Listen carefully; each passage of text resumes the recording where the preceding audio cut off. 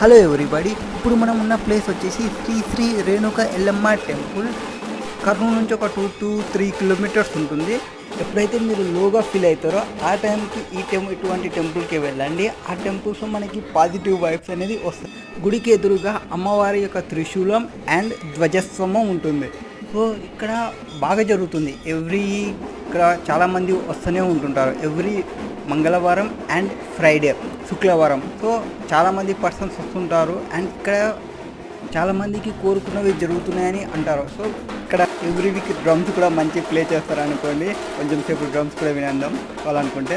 ఈ 2 డేస్లో వచ్చేసి మనకి ట్రాఫిక్ జామ్ ఫుల్ అయిపోతుంది. ఆల్మోస్ట్ ఒక 1 కిలోమీటర్ వరకు ఫుల్ ట్రాఫిక్ జామ్ ఉంటుంది. సో అంతమంది జనం వస్తారు. సో మనం టెంపుల్లోకి ఎంటర్ అయిపోదాం ఇప్పుడు. రేణుక ఎల్లమ్మ తల్లికి జై! రేణుక ఎల్లమ్మ తల్లికి జై!